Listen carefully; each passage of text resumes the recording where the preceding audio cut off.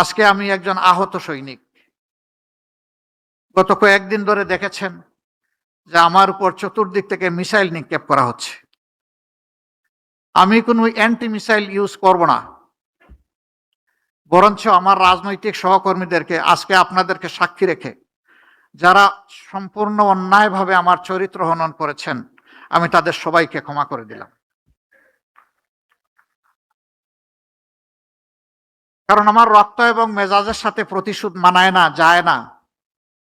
আমি প্রতিশোধের রাজনীতিতে বিশ্বাস করি না। আমি বিশ্বাস করি আমি যদি আমার কোনো সহকর্মীকে, বন্ধুকে, ভাইকে তার ভুলের জন্য ক্ষমা করতে পারি, তাহলে আমিও সমাজের কাছে একদিন আমার ভুলের জন্য ক্ষমা আশা করতে পারি। কিন্তু সেই আমি মানুষটাই যদি প্রতিশোধের রাস্তা ধরে হাঁটতে চাই, তাহলে আমার উপর থেকে আরেকজনের প্রতিশোধ নেওয়ার অধিকার তৈরি হয়ে যায়। এই প্রতিশোধ, প্রতিহিংসার রাজনীতি করে করে আমাদের সমাজকে, দেশকে অনেক ক্ষতি করে ফেলেছে। ওই পিছনের রাজনৈতিক কালচার আর ধারণ করে চলতে চাই না। ওগুলাকে সম্পূর্ণ পিছনে ফেলে যুব সমাজের হাত ধরে এখন সামনে এগিয়ে যেতে চাই।